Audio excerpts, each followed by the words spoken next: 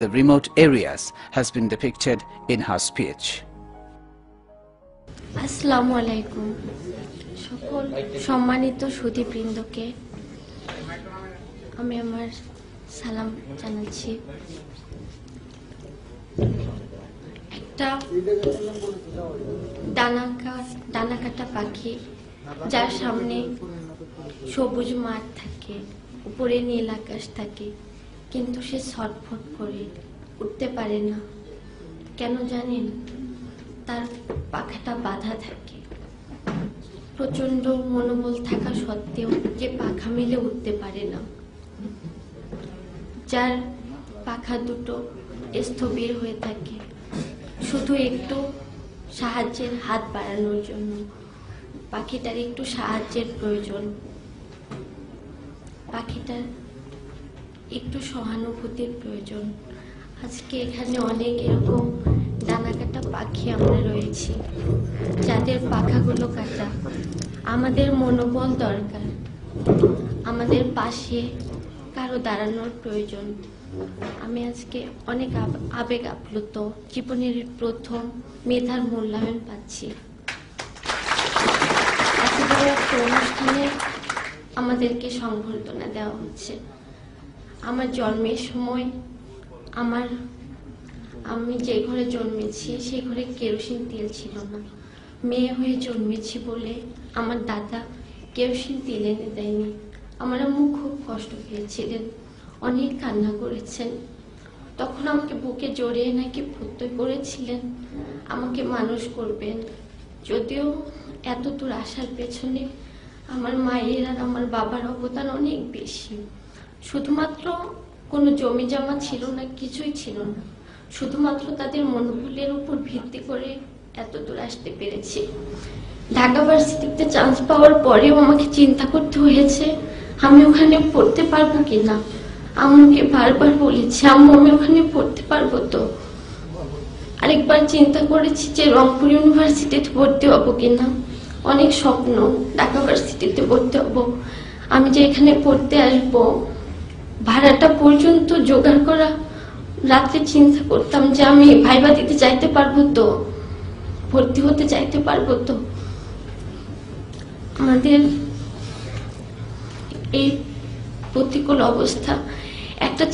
একটা জিনিস আপনারা চিন্তা করতে পারেন স্যার, একটা স্টুডেন্ট যে গোল্ডেন প্লাস পেয়েছে, আরেকটি স্টুডেন্টও গোল্ডেন প্লাস পেয়েছে। একজনের টেবিলে তার মা দুধের গ্লাস হাতে নিয়ে দাঁড়িয়ে থাকে, আর আরেকজনকে টেবিলে বসে চিন্তা করতে হয় সে পরদিন সকালে কি খাবে, কি খেয়ে সে কলেজে যাবে, কি খেয়ে সে স্কুলে যাবে। এই যে একজনের একটা বাচ্চা আমি ঢাকায় এসে দেখেছি আমার এক আত্মীয়র বাসায়, তার মা তার পিছনে সারাদিন খাবারের বাটি নিয়ে দৌড়াদৌড়ি করে। আর আমার পাশের বাড়ি আমি দেখেছি, আমি লালমনিরহাট জেলা থেকে এসেছি যেখানে 5 ডিগ্রি 6 ডিগ্রি সেলসিয়াস থাকে। আপনারা যদি কখনো শীতের দিন সেখানে যান দেখতে পাবেন কত প্রখর শীত, সেখানে কত প্রচন্ড শীত। এই শীতের দিন সেই বাচ্চাটা আগের দিনে ঠান্ডা ভাত মরিচ দিয়ে একটা 1.5 বছরই বাচ্চাকে তার মা খাওয়াচ্ছে। চিন্তা করতে পারেন স্যার। আর আরেকটা বাচ্চা যে খাবে না হরলিক্স, নুডলস, মিষ্টি, তার পিছনে পিছনে নিয়ে ঘোরা হচ্ছে, সে খাবে না, তাকে জোর করে খাওয়ানো হচ্ছে। এই যে বৈষম্য, এই যে গোল্ডেন প্লাস, কিভাবে মূল্যায়ন করবেন আপনারা? একজন খাবার পাচ্ছে না আর আরেকজনের পিছনে খাবার নিয়ে দৌড়াদৌড়ি করা হচ্ছে, কিভাবে মূল্যায়ন করবেন স্যার? এই যে সার্টিফিকেট, আমরা যে এত দূর আসতে পেরেছি, কিভাবে আসছি, কারা আমাদেরকে সাপোর্ট দিচ্ছে? মাথায় হাত বুলানোর মতো কেউ নেই। আজকে আমি আপনাদের অনেক মূল্যবান সময় নষ্ট করে কিছু কথা বলছি। দুঃখ মিয়া নজরুল হয়েছিলেন সত্যিই স্যার রফিজউদ্দিন দারোগার, কিন্তু স্যার দুঃখ মিয়া কখন পুষ্পমাল্য পেয়েছেন জানেন? যখন সে নির্বাক হয়ে গেছিল। আমরা তাকে কখন পুষ্পমাল্য দিয়েছি? পুষ্পমাল্য তিনি কখন পেয়েছেন, তার যখন পুষ্পমাল্য পেলে তার ভালো লাগতো, তার অনুভূতি সে জানাতে পারতো, তখন আমরা তাকে কারাগারে রেখেছি। তখন তিনি কারাবাস পেয়েছেন, আর আমরা যখন তাকে পুষ্পমাল্য দিয়েছি তখন তিনি স্থবির হয়ে গেছেন। তখন আর তিনি কিছু বলতে পারেননি, কিছু পেয়ে যাননি, কিছুই চিকিৎসা কোনো কিছুই তিনি পাননি। সেই দুঃখ মিয়া, সেই কাজী নজরুল ইসলাম, আমরা কাজী নজরুল ইসলামের মতো হতে চাই স্যার, কিন্তু দুঃখ মিয়ার মতো কষ্ট পেতে চাই না। পুষ্পমাল্য আমরা নির্বাক হয়ে পেতে চাই না। আপনারা আমাদেরকে পুষ্পমাল্যটা আমাদের যখন পাওয়া উচিত, যখন পেলে আমরা আমাদের অনুভূতি এরকম মনে জানাতে পারবো, এরকম এক ফোঁটা অশ্রু ফেলতে পারবো সবাই মিলে, তখন আপনারা আমাদের পুষ্পমাল্যটা দেন। আমাদের সবারই দায়িত্ব আছে। ইসলামী ব্যাংক, বাংলাদেশে তো অনেক ব্যাংক আছে, কত বিত্তশালী মানুষ আছে, কত কোটিপতির আছে, কেউ তো এগিয়ে আসে না। এরকম একটা ব্যাংক আমাদের জন্য এগিয়ে আসছে। আমি তাদের প্রতি আন্তরিকভাবে কৃতজ্ঞতা প্রকাশ করছি। তারা আমাদের পাশে এসে দাঁড়িয়েছেন, উষ্ণতারা হাত বাড়িয়ে দিয়েছেন, একটা ডানাকাটা পাখিকে আকাশে উড়বার স্বপ্ন দেখিয়েছেন।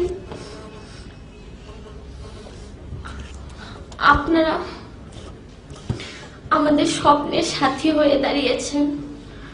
আজকে যদি এখানে এই অনুষ্ঠানটা কোনো সংবাদ মাধ্যমে প্রচারিত হয়, আমি বলতে চাইব, সমাজের বিত্তশালী মানুষ আপনারা একটু এগিয়ে আসবেন।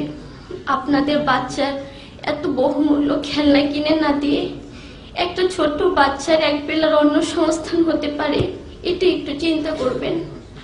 আমরা যখন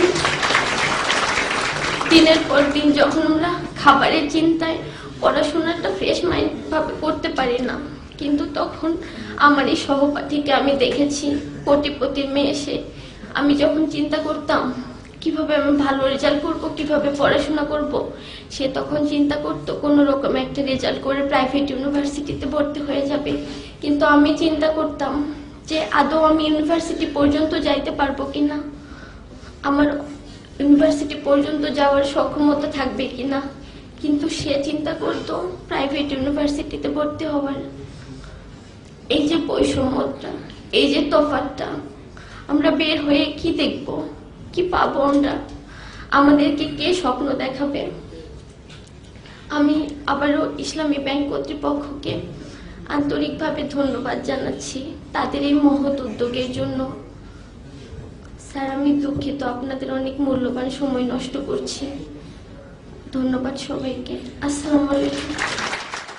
Such rare talents like Afroza are scattered far and wide of this country. If we can extend a helping hand to them, of course they will contribute to the development of the country as well as to the Muslim Ummah.